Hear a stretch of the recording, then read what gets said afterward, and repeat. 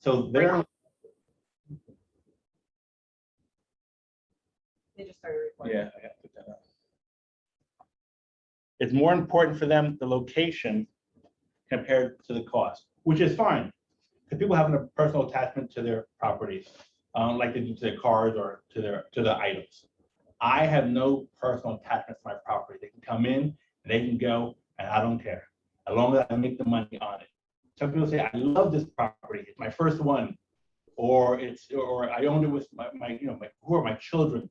For me, if it doesn't make money, it's going. I've been very lucky, knock on wood. So you have to know for you, is it location or is it the cost? For me, it's just cost. How about the level of comfort with owning a property outside the state? That is very important because I shopped in Atlanta. I went to Atlanta 6 months ago because I wanted to test the areas. I know what the numbers look like. I know Atlanta is one of the fastest growing cities in America. Now, the core of Atlanta is very expensive, but outside within an hour, it is booming. So I don't have comfort personally because I don't have a person there that I trust to watch my properties. You have to hire a managing company or have a realtor that you know knows their stuff. So I'm beginning to build relationships with agents in Atlanta and in Nashville and in Memphis, and on the border of Tennessee and Alabama, Kentucky. So I have a person who I trust here, with an investor here, I work with them, who moved to Clarksville, Tennessee, on the border of Kentucky, and she's telling me it's booming. So she's getting her license right now. She's not a realtor, but she's an investor. So I have to buy through her. We'll do teamwork and buy some new stuff there.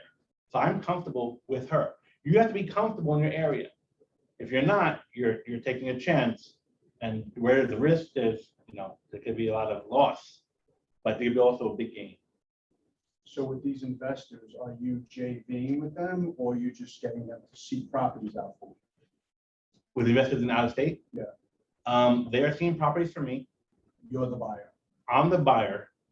In Tennessee, she's 50-50 with me. Okay, so you do. I do partnerships. I can't afford everything I want to buy. So when we spoke, when you walked in about having the finances, and I don't want to get ahead of myself too much because this is a 2-day class. So if anything, I can get all crammed in one day and I have to come back on Thursday to tell me, so. Are you using KW agents for your network? And I was doing it before I came to KW. So I started building relationships with other agents from other offices. Now, at the end of the day, I love to praise KW, but it's about you making money. And if you need to find a good agent in a certain region and KW is not available, or you're comfortable with a better agent from another office, you have to build your business. It's about you building your business. If anything, you might be able to KW from that state. There you go. So it may be a way for you to become a sponsor. I am not a risk taker when it comes to my cash. I know investors that will take a chance, and I'll use some towns as an example, like in Belgrade. I looked into Belgrade to see if I could buy commercial property there, because I know somebody on the board in Belgrade, and they tell me what the business looks like and how it might grow in the next 10 years. So I went with my wife, and we looked at some stuff, and I was not comfortable. It's only 40 minutes away, but I didn't see the growth there and the potential short term. I need to have instant returns. I can't put money in a property and wait 10 years. Some people can, but that's not me. And I know plenty of people who do that. Up north, they do that because homes are more expensive. They buy a property, wait 5-6 years before you get any return. So you have to know your client, and of course you have to know you on how you want to be an investor. And you might learn a little bit along the way, and hopefully you don't have any rough roads where there was some loss involved to learn a lesson. Excuse me. I learned some lessons, and feel free to ask me questions down the line. You have my numbers.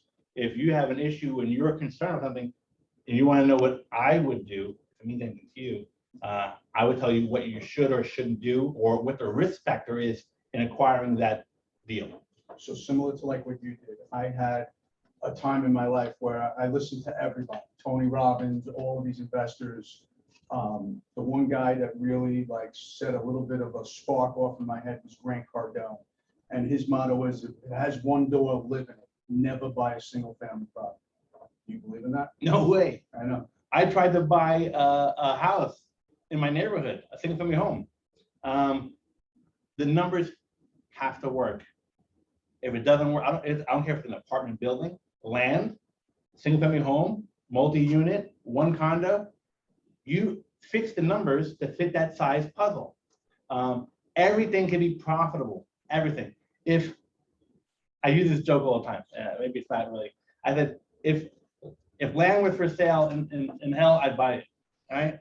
Because someone's gonna be living on it. But as a Many real, people will be living on it. but as a realtor in this market right now, we see what's going on. I just listed a property last week from a client. I sold this house November of 2019 for $425. I put it on the market at $725.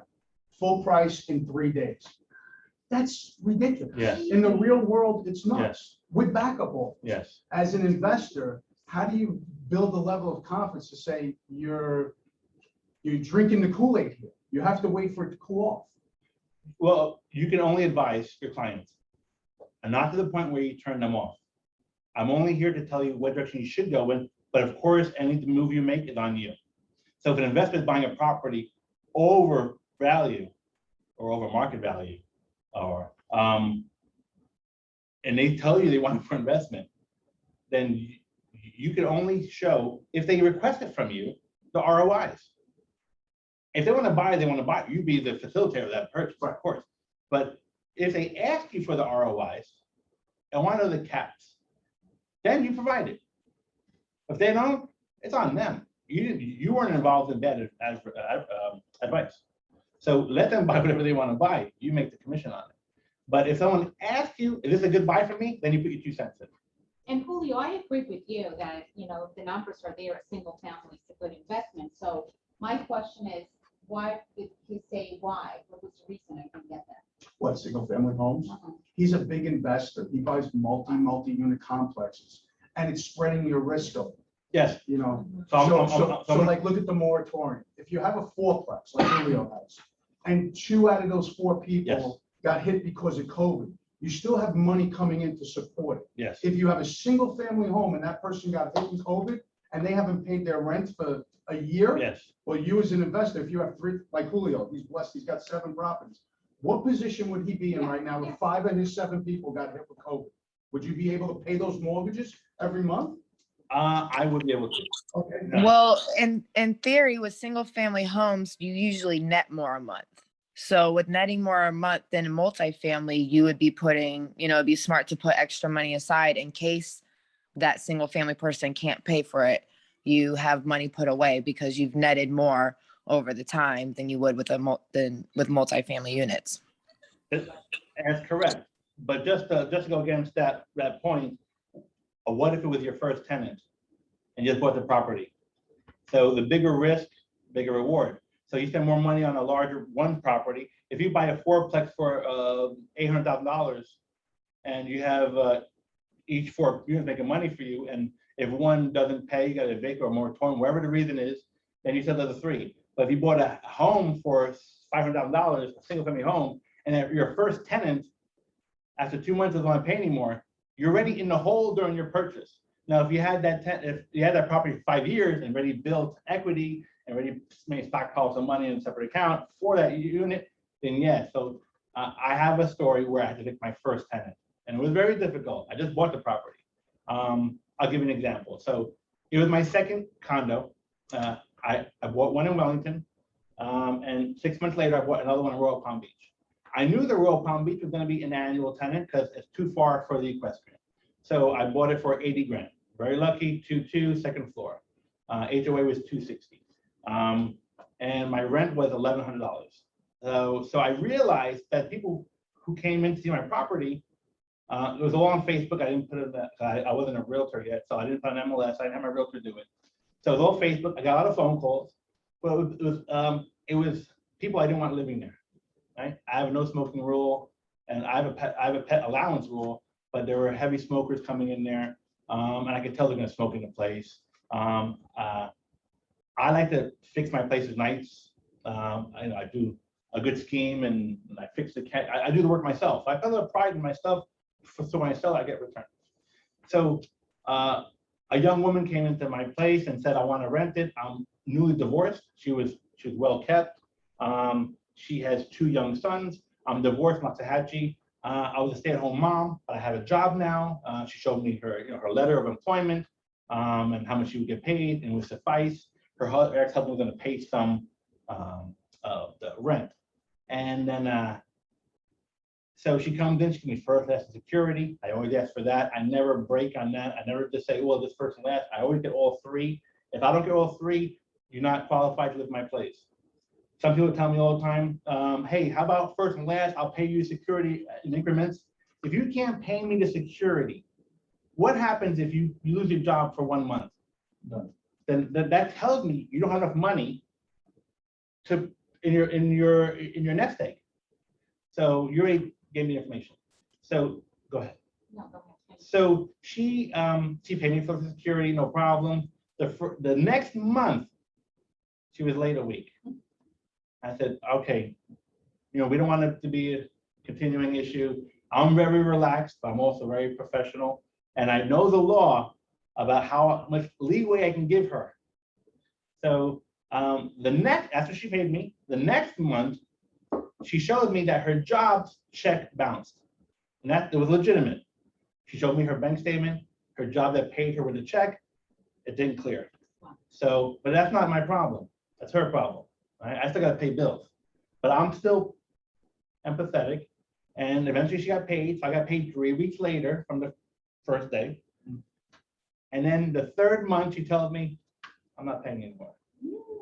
Point blank. I was like, I gave you all this space and you still want to screw me. So she's like, I'm going to stay here until you evict me. No. I said, okay. So, Guess and we're starting this process. yeah, so I was, I'm composed. And I said, well, after a few weeks of talking, I said, what's your plan? Well, you're gonna evict me, I'll go back to I have a boyfriend now, and I'll live in my boyfriend's house. And I said, okay, so you understand, and I already served her the first letter of the eviction process, and it is costly to do the whole process. So now I'm not getting a rent, and now I'm paying for an eviction for the sheriff's office. So I'm gonna be in a hole on a property I just bought on a loan. So I'm paying those mortgage payments and HOAs. And she seemed somewhat educated. So I said, okay, you have a plan, I see. But are you aware that if I follow through with the eviction, within the next 7 years, you'll have a hard time getting a credit card. You'll have a hard time buying a car.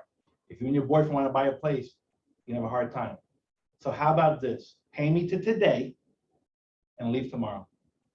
She called her boyfriend. She said, I'll get you a check right now. She came, he came, paid me in cash, and they left. So I lucked out on that one. So I gave her the steps of how you screwing me today is gonna screw you for 7 years. Yeah. So, but It's painful. but that's not always that's a happy ending for me. But it doesn't work that way all the time. But that was I just bought that place, and within the first 2 months, I have to evict somebody. So how do you go around when you have a prospect tenant that you may not like, you may suspect they smoke, the discrimination? How do you go around all of that? If they're paying the rent, and No, they, as the candidates, when Oh. you're applying, like you said, you When you're passed on selecting. several Yes, people. yes. How do you say no to those people? okay, If well. you're smoking, you can't say no. You find other reasons. There are plenty of ways to protect yourself. I ask for the world. So I ask for a public tenant for the W-2s. I want to see consistency in pay stubs. I want a letter from your employer. I want to do a credit check. You have to have above 700. So I really give them stuff that they have to get up to that they probably can't make. And then I say, at the end, when it looks good, well, if you have a 680 score, I'm okay with that.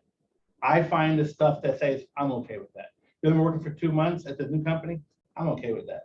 After everything else passes, I have to make it almost unreachable for them. And if they jump through the hoops and there's a couple of issues, if the issues don't bother me enough, I'll accept it. So you have to create hoops, all fire hoops for them. Because if they want to put hoops, then they want your place. But at the end of the day, if they have the money, that's the biggest significant effect. And I need to see bank statements the last 3 months. Because I've seen people put money into account the day before. Yeah. Yeah. So I need to see 3 months of it. Not just your last statement where they put in 20 grand. Yeah, I can cover this place. But then before that, you have only $100 in your account.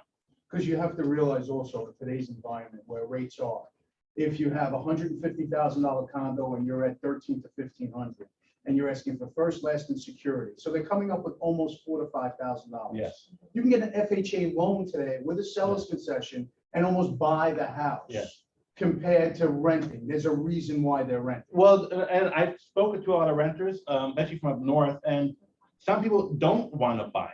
Right. Some people like to move around. Some people lease cars. I'm a car owner. I don't want to get my car and pay all that money and then give it gone. Some people are okay with that movement and not to have deal with HOAs and deal with if there's a water leak or if the appliance breaks. They're okay with that. So they, in their mind, they're okay with paying the rent with no return on it, no equity, for peace of mind. So people are different. It doesn't mean that they can't, it doesn't exactly mean that they can't purchase a home. Maybe they're qualified. Maybe they don't want to stay here long term. Maybe they're here in Florida for 5 years. They have their own little plan. So I don't use that as judgment against why can't they. And if they're moving from one apartment to another apartment, they're carrying over their security. So it's money they didn't really have, and they're just parlaying it off my side. So that's why they should have first as security. They should have came from somewhere else with security. So I also called the previous landlord. I want to know if that was an issue. And not only do I call the previous landlord, because you can give me your friend's number. I look up the address where you stayed and who the owner was. If I'm not talking to Joe Blow from Papa, then you lied to me and you're gone. So obviously a great liar can get past a lot of the holes, but I try to make it very difficult. So that's how I try to vet tenants. Now I got burned on that girl. It is what it is. I took a chance because she wasn't like the other tenant prospects. I got burned, but she walked away, paid me, so I didn't lose my head on that one. A big issue with investing is you have to know your numbers. And if you're talking to an investor already, like I said, he'll sniff you out. He'll know you don't know your stuff. So the numbers is a key proponent on doing investments and how fast you can run them through your head. Now I'm going to show you two equations. You don't have to know these equations, but it's the basis of cash on cash and a capitalization rate. Now you can look this up in any business encyclopedia, and it'll show you the ratio. But I'm going to help you explain it. Now the ratio had a lot of little plugs. All right, so bear with me while I write it all down.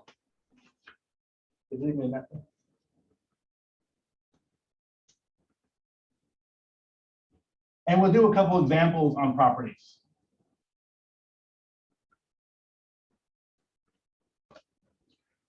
When you're talking to somebody who wants to be an investor, the magic words are ROI and cap.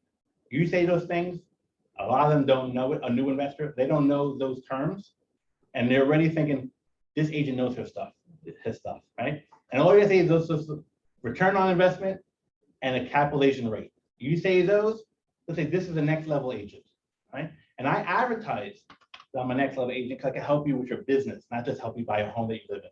So if you can use that in your selling point on Facebook or how you advertise, that you advertise investments, you created a whole new avenue for you, especially living here in Florida or Tennessee or Atlanta or Georgia or Texas. If you say you're an advertising investing agent, you are now helping business people, and you created more business for yourself. Like I said, 85% of my clients are investors. And a lot of them, when they want to sell their home, who are they going to call? It's not calling another realtor down the block. They're going to use me, because if Julio knows how to do my business, he knows how to sell my house. So I've done that already, where I sold the houses in New York or in Tennessee. I sold houses there because I helped investors buy properties here. So I don't memorize the equation, so I got to write it down.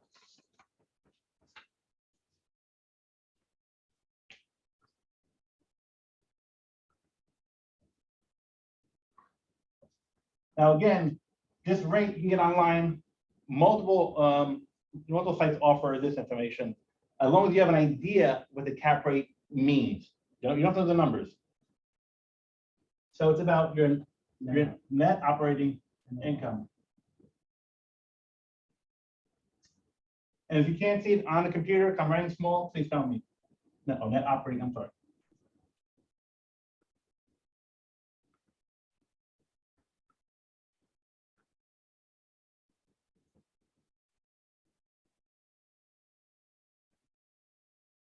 NOI. Okay, so it's your net operating income. It does not include if you have a loan. You're not adding any debt to it.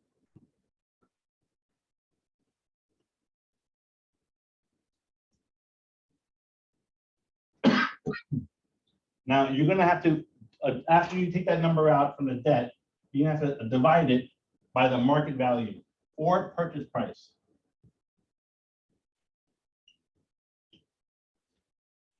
There are other types of equations, but I only focus on two. This is like a 101 investment class. So you don't have to write this stuff down. You can find it online. Just to give you an idea, we'll talk through it.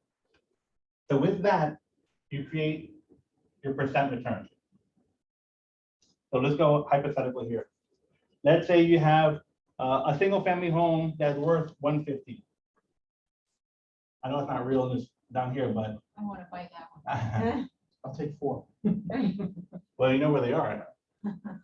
You know, they're there. In Mississippi. No, it's here, Palm Beach County, but you know where they are. I'm gonna drive through there. And Tamarind. Yeah. Just make sure you wear a Wear your vest. vest. Wear your vest. So yeah, 150. So let's say you do the math of what it costs to operate this property, taxes, if it's an HOA involved, insurances, and that's pretty much the main three. If you rent it annually and furnished, you're probably dealing with only HOA, if it isn't one, insurance, and taxes. Because you're not paying utilities, because it's not a seasonal or it's not Airbnb. So if it's not an HOA, then you're not adding that number to it. So let's say, just for round numbers, that your net operating income is $10,000, 500. That's your taxes, your insurance, and HOA. So now you take that money and you divide it by the 150 purchase price or market value. If you bought it a long time ago, or you inherited property from a family member, and so you're not really only paying taxes on it, that'll be market value today.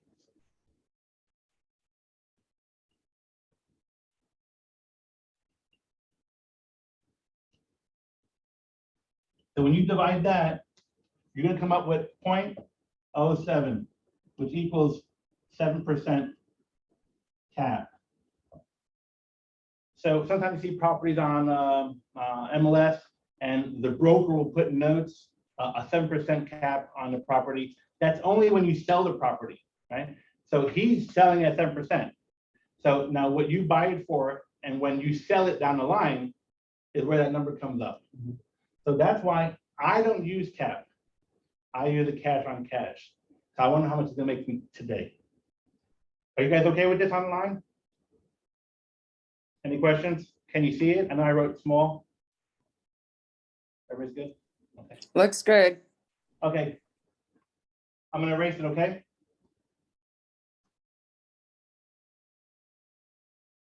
Now, there are several types of equations, and I use one that is, What's NOI? Are you net operating income? So the but the 10,500, wasn't that the taxes and the insurance? That's the operating income. That's the cost that you have to put into the property annually. That's what he's saying. After you pay your HOA, your insurance, your taxes, that's your bottom line. Okay, got it. I thought it was like, that was the cost of the, So I learned from Money Magazine, and no, I'm gonna backtrack for a second. I'm gonna go to the cash on cash first before I tell you how I do mine. I don't expect you to sit in front of a house with an investor and plug these numbers into your phone and do it. It's not gonna work. This is an idea how the numbers work if you want to sit down in your front of your computer and break prices down.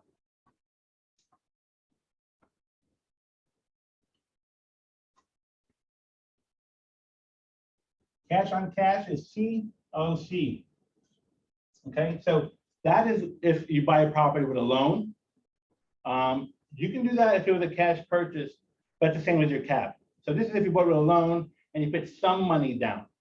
I buy all my properties with loans, so I have more money to buy other properties.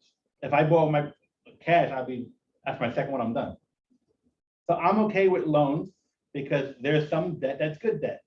Some people argue differ. It depends on what's comfortable for you. I like debt as long as I get a 3.5%, because my money in the money market is making more money in my diversified portfolio for my IRAs at 7, 8, 9%. So I'll pay 3.5% on a loan if I make more money somewhere else. So this is a little bit more involved. So with that approach, Julio, you probably love deals where seller financing is involved. I don't deal with self-finances. I don't, because I trust my lenders who I already go to my wells, and then I deal with them constantly. And I get some help on their side if I need something. But I see the promise in it. But I'd rather refer to my lender. And I have 2 lenders that I go to, and they hit it out of the park for me every time. So now we're doing annual cash flow.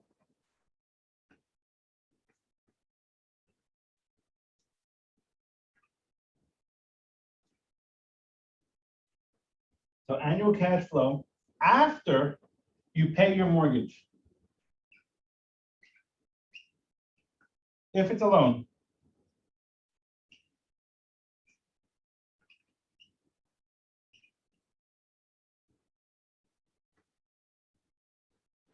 Divide that by the total cash investment.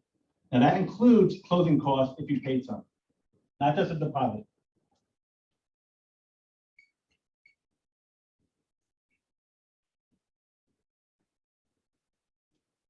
I don't want you to think this is too much for me. I can't do this. This is just the numbers on paper. You don't need to do this to be a good investor or investing agent. You're gonna do a little bit of it, and I'll show you do a little bit of it. I don't break these numbers down every day I see a property. I go crazy. So now let's say the same property at 150.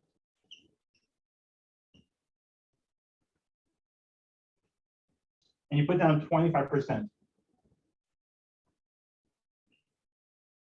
So now you add out of pocket 37,500. I'm not going to factor in closing costs, maybe 3, 4, because everybody's different. You know, your rates are different. Everybody has different way to come in. Your debt ratio is different. So now let's say your monthly mortgage, and I'm just following the number that they gave me one time, is your mortgage payment is $472.91. I picked the number because it gives me a round number late. So what you have to do is you times this by 12, and you're at 56.75. So this is what you pay your debt annually. You see that? So now you subtract this number from the NOI that we had before. The NOI was 10,500.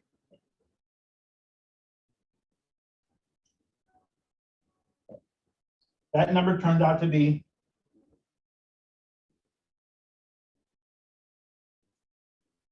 I didn't write it down. Do you have a calculator? Yeah. It's 4, 6. I didn't write it down.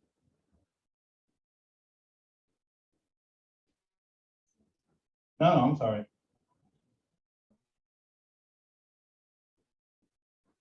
$4,825. 4,825. So now after you took your NOI, added your annual debt to the loan, this is now your new NOI.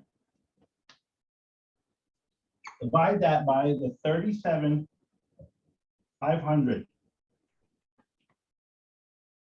You should come up with 12%, 186. Every day. Anything over 8, you'll take. The threshold they say is you want to be between 5 and 8 as your low. Anything past that is gold. I would take an 8%. I'll take a 6.5%. Depend on how the appreciation that development is. If it's an up and coming area, a lot of factors really, really play into this. But this number is a home run all day. That's a keeper for 30 years, right? And put it to trust for your kids. So for some people, this might seem a little overwhelming. You don't have to remember this, like I said. But if you start saying to your clients, NOIs, caps, ROIs, then you already elevated yourself. How are we on time? Okay. Oh, great.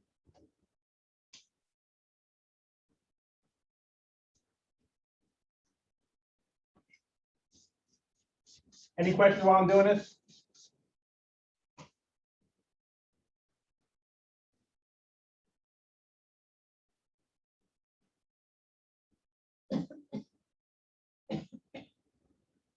Is the ROI? return on investment, ROI, the same as the cap rate? No.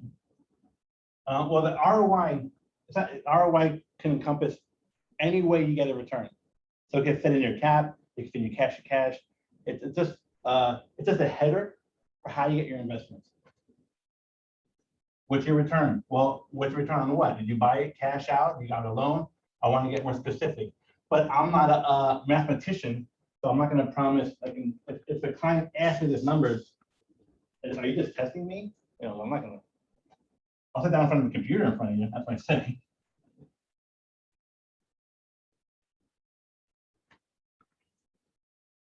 So Money Magazine and a Wall Street Journal have an easier equation. Now it's not exact. It's kind of vague, but it gives me an idea quickly what stuff looks like. You see a condo, it's worth 150. It's on sale for 150 or market value 150, and you know the rent is $1,500 a month because you researched it already. $1,500 a month is a rent on a condo or a property, whatever. It's going to be an HOA, $300. So you have $1,200. So $12 is what comes into my pocket a month, my profit for the month. Divide that on the purchase price.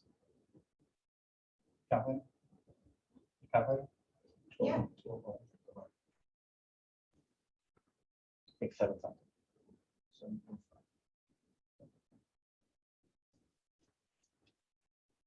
0.808. 0.8, so 0.8,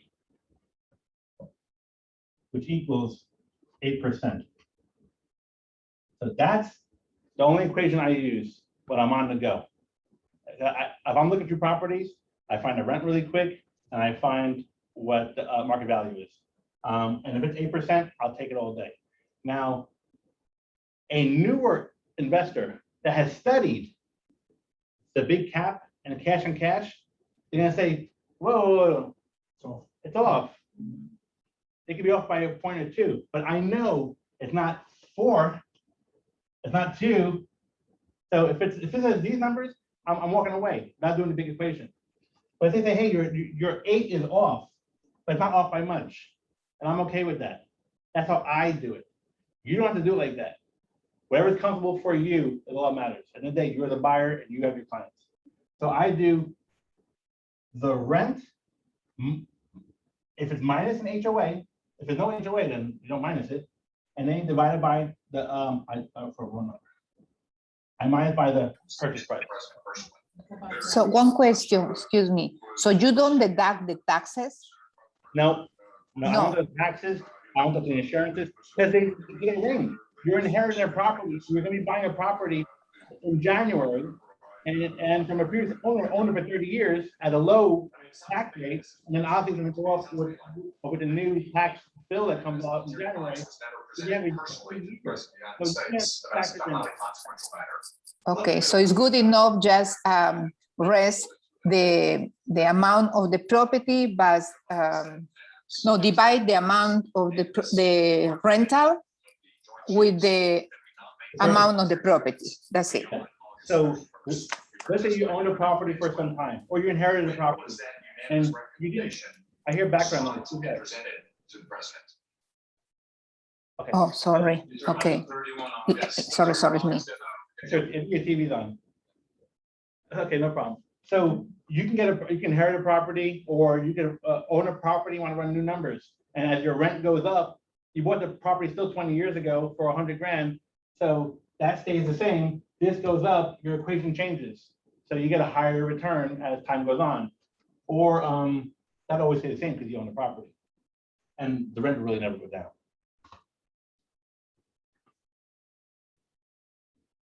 Okay, thank you. No problem, no problem. And of course, if you have my number, if you ever come across a property that you're unsure of, feel free from my computer, I'll text me and I'll look it up, or give me a call. So Julio, on this particular equation that you're raising, why didn't you keep into consideration the other expenses? I missed that. Well, if I'm gonna add in the other expenses, then I'll do the full configuration on the cash to cash.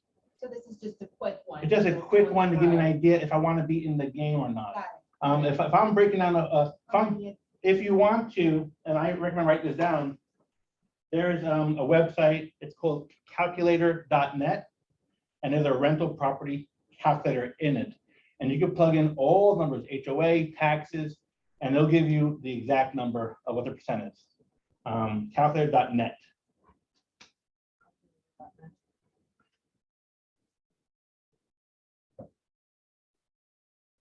And then you go on to their rental property calculator, the rental property section. So when if I want to dig deeper on a property, I plug in the numbers. So when I do my short equation, that's just for instant answers. But Because then you can determine, let's say, you know that maybe the other expenses are going to be about 1.5, so you kind of in your head. it'll help me knock a property off the Right. list if that it's overpriced and my rent is too low. We just had this last week. Renee and I were looking at a property and like, what? I said, oh, insurance is gonna be $3 grand on this house. Called 3 insurance companies. Flat roof, built in 1952, X amount of miles from the water. Cheapest rate was $9,200. Oh my goodness. Oh, wow. And it's a steal. It's a house that's probably worth $450, has a VA loan on it, trying to do a short sale at $290. So that's an example of you saw a property that fit on its own, you put it into your equation, the quick one, right? Mhm. And then you liked it, and then you plug it into the big one after you find out the insurance cost and plug that in there. Obviously, that's the monster deterrent, and it turned you off, right? So even with a new roof, It turned out something that we were gonna hold in Airbnb. yes. Because it's so close to the water to, okay, we'll buy it, fix it, flip it, get out of it. It's not something that I want. Because those numbers are only gonna go up. Yes, Right. it won't go down. We get hit with what do you call, we get hit with a hurricane? Yeah. Oh, get it. It's done. And the house already needs a roof. Yeah. Then you'll get the new roof with insurance and your insurance will go up. Yeah, they want to get your way. So by knowing, okay, so we're gonna be, it's a big, well, okay, this is not a big topic right here. After you own a couple of, because after your home, if you own your own home, you're homesteaded. So your property is protected. If any liabilities, you're protected. You start acquiring other properties, you have different assets. You gotta protect your assets. Now, it's costly, you gotta make them an LLC. Got them under separate insurance, an insurance umbrella. So I recommend take your properties. If you have other assets, God forbid somebody gets hurt, not just a hurt, it's something severe, where you're gonna come after you and your assets. So your house is protected because of homestead. But if you own other condos or you have some big accounts somewhere, they're coming after it if someone severely gets hurt. So I recommend, and it's costly, but it's the price of doing business, and it comes off your taxes anyway, the deductibles, that you have all these businesses, LLCs, and then use that address as an LLC. I also recommend if you have a partnership with another individual, then you also do LLC because you have contracts now that protect you as a partner of a deal. I have partners too. I can't afford every house by myself. We are at 11 o'clock. We're gonna keep this open for a couple of questions. I do have more to do Thursday because they want me to break this up. So on Thursday, I'll be going over your cash versus loan on purchases, searching for properties, and then I have one more topic that I really get into. And also everywhere, I'm in Wellington, so I use Wellington as my base, Wellington versus everywhere else. And I'll break down everywhere else for you, wherever you live. So it's about 11 o'clock. If you guys have a couple of questions, I'll feel free to help you. So Julio, how do you vet your investors? Are these people that you've done business with before, or like you said, you're putting stuff out on Facebook? Yes. So here, In complete candor, I don't think I can have the level of comfort, just somebody pulling me up on Facebook and saying, hey, I want to deal with it. so here's how I do my deals. I'm all about Facebook. I advertise to the north. Oh, the cop in New York City. So I have a big police circle that I deal with. I don't know these cops. I don't know these people. Everybody's your friend on Facebook, but not really your friend, right? So I advertise a lot in my deals and how I'm knocking on wood, how well I'm doing. So I let them know I'm doing well. And sometimes they tell me, hey, I want to buy property through you. So I learn my client. I help them buy 1 or 2 or 3 properties. In that time, whether it's cash or a loan, I see how much money they have. I see their character. I see them more. I see a lot of things when you do business with somebody, the truth comes out when money's involved. So now I weigh these people, and sometimes they come down. Sometimes we go to dinner. We meet. Our families meet, and they see quality in me. First, they call me to do property, so they already see a quality. Now that's quality as a business person. I want to see quality as an individual, and vice versa.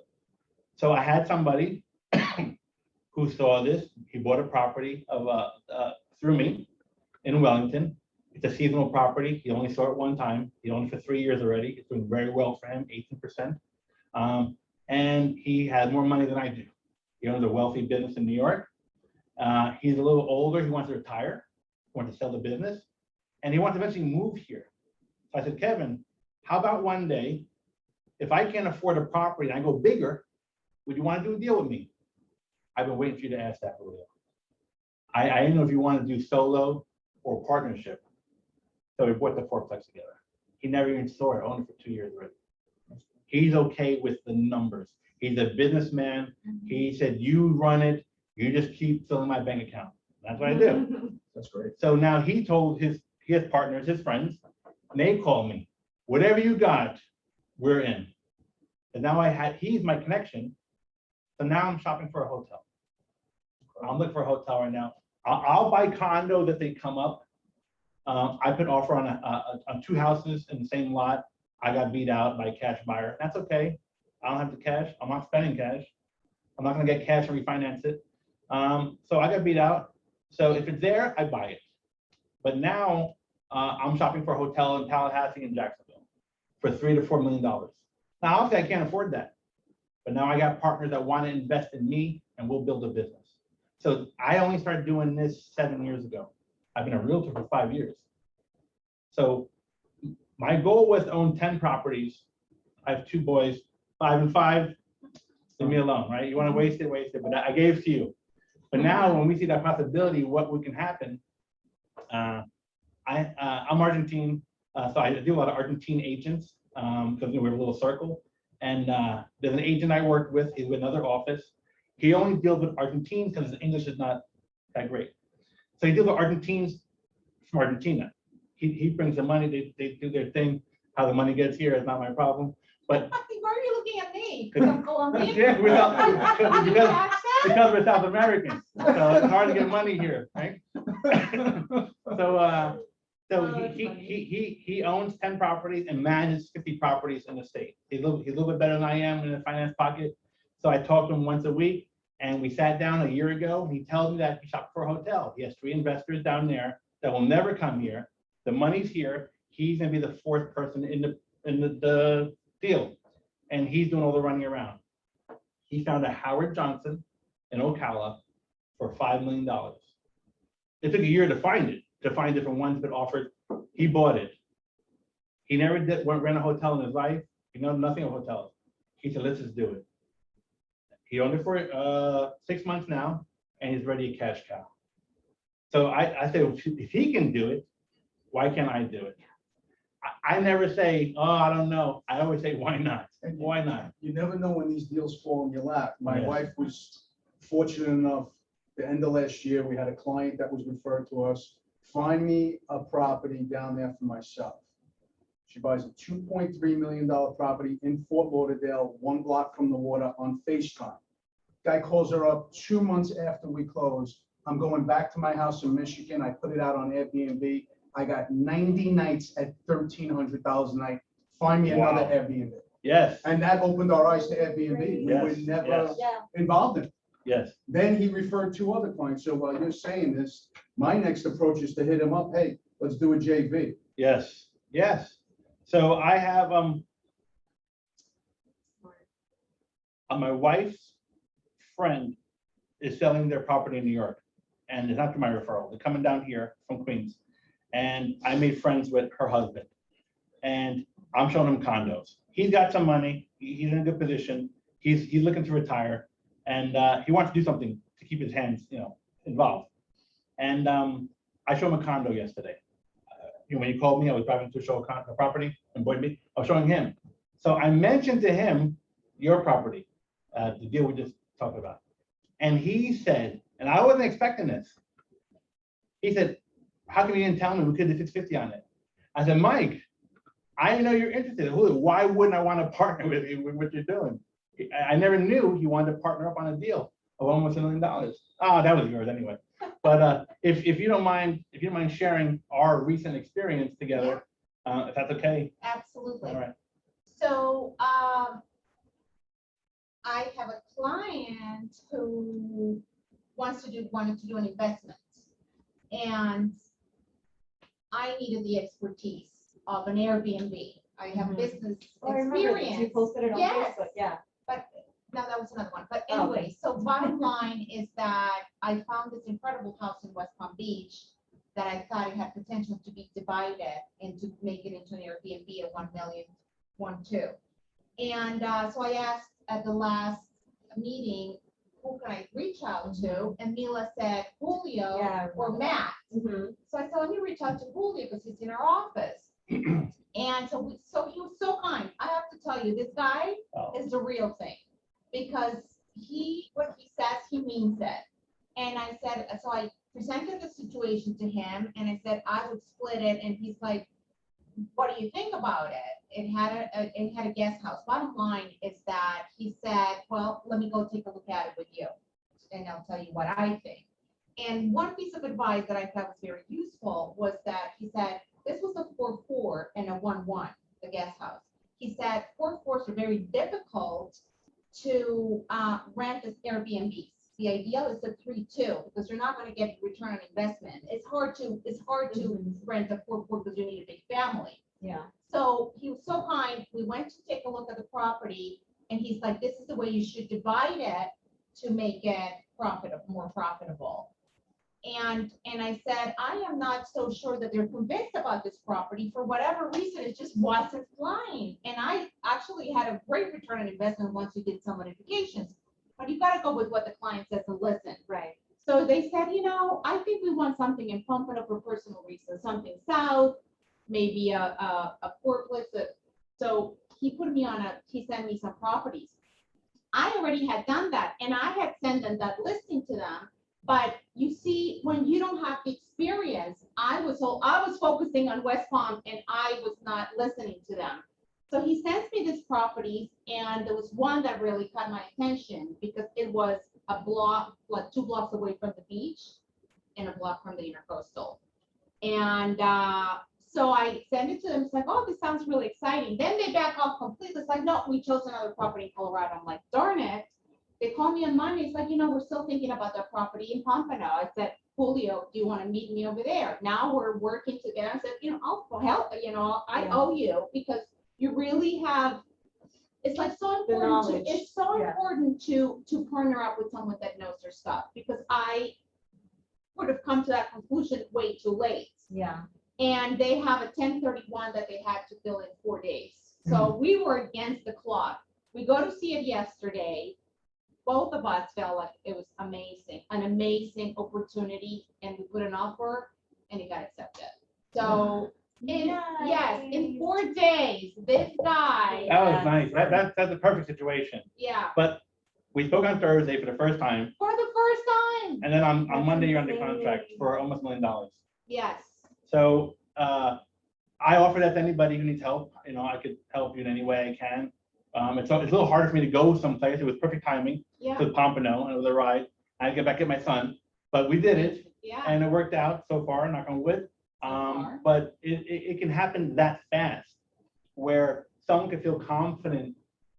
And my goal is for you to feel confident. I know you know what you're doing because you've done it for a long time already, but especially for new. Yeah. As we spoke earlier, you want to start this business. And we'll talk about the finances if you want to come on Thursday, or if you want to zoom in, how to create the finance for yourself. Like I said, I can't buy every property I want on my own. So we create ways to do the financing where the money works for you. And when you speak to family and friends, and they hear the confidence in your voice about business, it's hard to do business with family and friends. Let's say Yeah. friends or other people, other people. Right. If you have the confidence in your voice about investments, and it's like it's ingrained in you, people will believe you. They'll follow you. And when you open the window of investments, being in South Florida, you have to, because most of the Northerners, whether it's New York, New Jersey, whatever, they're going to retire eventually. Yeah. And I always tell them, why wait 5 years to buy? You're going to retire in 5 years. Buy now, rent it now, make some money, get it at a low rate, and in 5 years, move right in. And you already have 5 years of mortgage paid off. Oh my God, I never thought of that. I thought when I move, I'll sell my house and do the transition that everybody else does. No, do something different. If you want to make $1 million, do something different. Because everybody doesn't make $1 million. And the next level with an investor, like in a situation where they don't have to live on the money, is you tell them your positive cash flow, put that towards your principal. Yes. Take that 30-year note and make one extra payment a year. There's so You many take that options. 30-year note and you knock it down to Yeah. 22 and a half years by doing that. Oh, you create possibilities.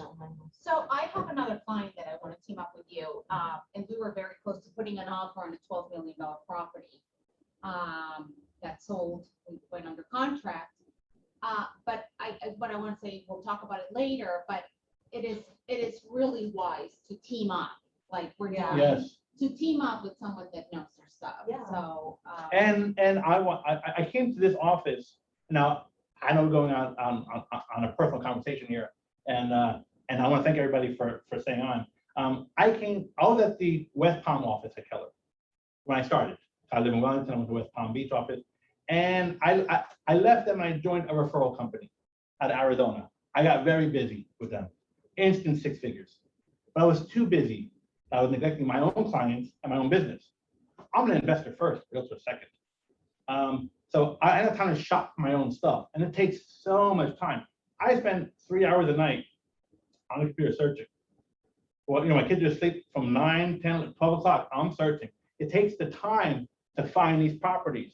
And the property that I can't buy for whatever reason, then I give it to my clients. So, and then they jump on it. So I shop for me. And I think Andrew Barber said the other day, shop like if you're buying for yourself, or if the investment is there for you. What's the investment? I do shop for me. And if I can't afford it, or if I want to pass on it, I have 10 investors ready to go. Hey, I found these properties. These are the numbers. I already broke them down because I did it for me. And they see it and they want to see the numbers. And they say, "Julio, I'm ready to pull a trigger." Or maybe they're not ready to pull a trigger. It depends on their timing. But now you have instant people ready to jump on you. And sometimes if it's the right price on an investment, they don't sell as fast as single-family homes. So they might sit on the market for a few weeks, maybe a few months. So if you're fast on it, you might not get beat out. You might win the deal if you offer a little bit less if it's sat in the market for a while. And I was very lucky to know construction. But like you said, you have people in that field to have those, make those phone calls, plumber, AC guy. It took me 14 years to get my good guys. Yeah. Because when I came here, I had nothing. I had nobody, no connections. So after having a bad plumber and a bad AC rip you off, now I found the good ones, and I feed them all day with deals and jobs, and they love me. So when I work on my properties, I get discounts all day. Mhm. So build that team. And if you want to go to a property for an investor and you don't feel confident, bring your contractor with you. If you can, hey, Joe, I'm looking at a house for 400 for an investor. The investor's with me. It looks good. You brought your contractor because now he can point stuff out that's good or bad. So make your team look good. I'm very lucky that I know construction. I'm not a GC, but I give myself all the avenues. But if you don't have that, bring it with you. Bring somebody with you so you look like you're part of a bigger group than yourself.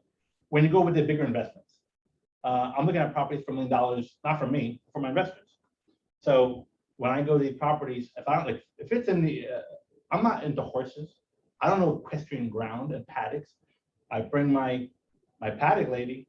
She's with me. I want to look good to my buyers. Any other questions? All right, we're gonna end this show today, and we'll be back here Thursday at 10 o'clock. On Thursday, we'll talk about